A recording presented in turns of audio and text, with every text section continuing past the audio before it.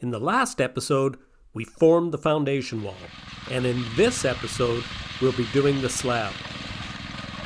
Before I can even start thinking about finishing the slab, I first have to backfill about 16 inches of height in shale inside the foundation walls.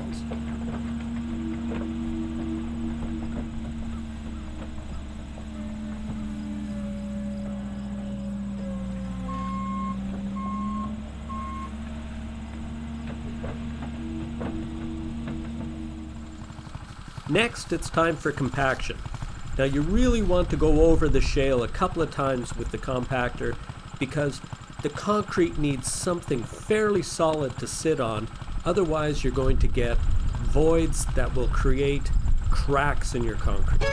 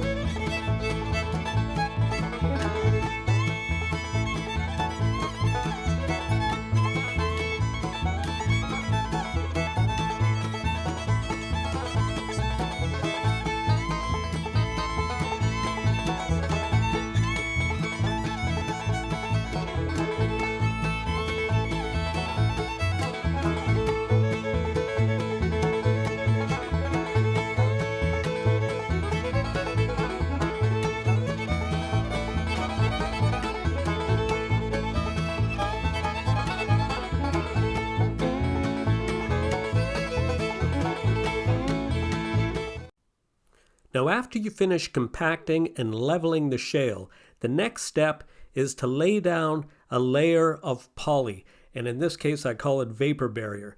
The vapor barrier really does two things. Number one, it prevents moisture from the ground wicking up into the concrete, because concrete, despite it being such a marvelous building material in so many ways, does allow for moisture to wick up through it. Now we don't want that. Secondly, the vapor barrier prevents moisture in the concrete from going into the ground. And why is it that we want to control that? It's because you want your concrete to dry as slowly as possible. When it dries slowly, it is a much better finish.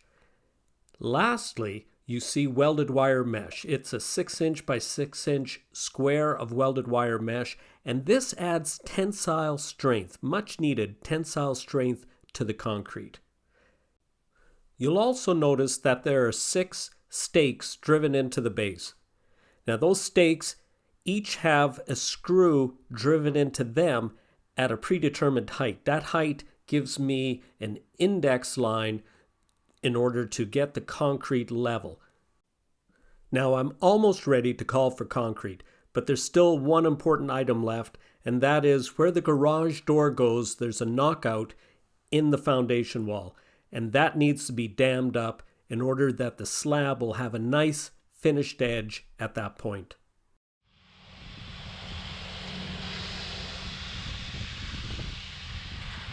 Now, concrete's not really one of those jobs you should really tackle yourself.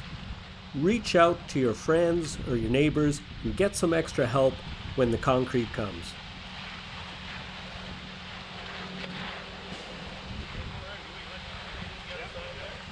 In this case, I'm very fortunate to have the McQuaid brothers, not just friends, but neighbors.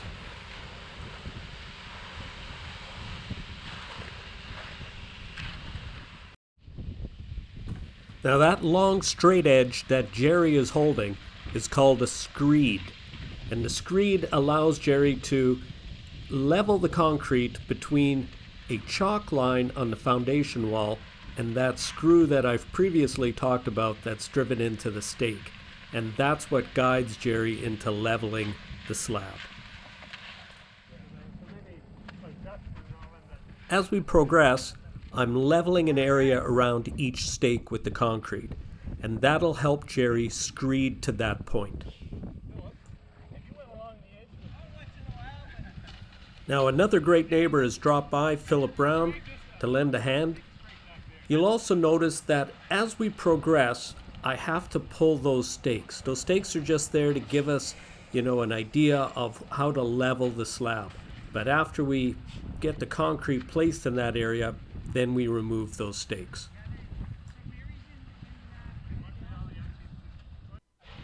When the driver arrived in the morning, he said to me, "I don't think you ordered enough concrete to do this job." Now, I was fairly confident in my calculations, so we really couldn't do anything. We just said, okay, well, let's just press on and we'll see how it goes. I'm happy to report that we in fact did have enough concrete to do the project.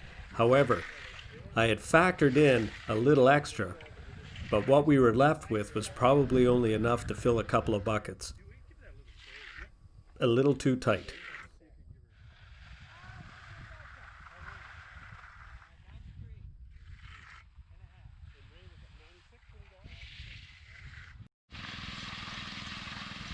In this segment, I'm operating a power trowel, and this is the first time in my life I'm operating a power trowel. At this stage, underneath the caged area of the trowel are what are called float blades. So I'm floating the concrete. These extra wide blades are knocking down the ridges or the high points, and this is the first pass.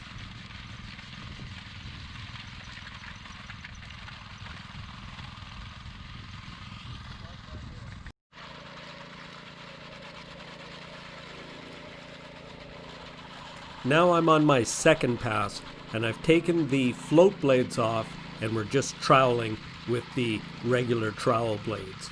Jerry is giving me a little bit of water to help because the concrete has kicked off a little bit fast. We have two things working against us. It's quite windy, which is evaporating the water from the concrete, and secondly, it's pretty hot. So those two factors really cure the concrete a little bit faster than you need. By spraying water on the concrete, you gain a little bit more time to finish.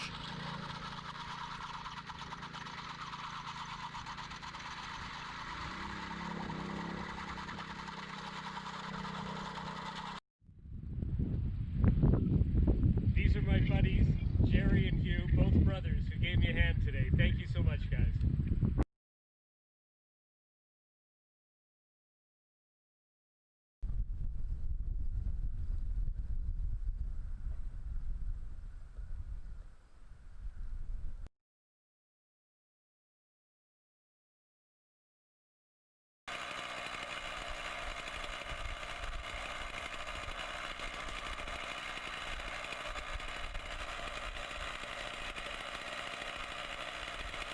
It's about 24 hours later, and the concrete is hard enough now that I can cut with a concrete saw control joints into the slab.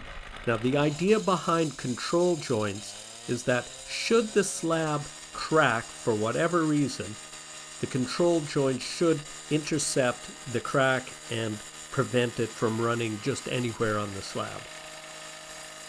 I'm using a couple of 2x4s on edge simply as a depth gauge. I want the saw cut to be about 1.25 inches, and by riding the saw on those 2x4s, that's the depth that I get. When cutting concrete with a concrete saw, it's absolutely necessary to wear hearing and breathing protection. So join me in the next episode as I start framing up the walls.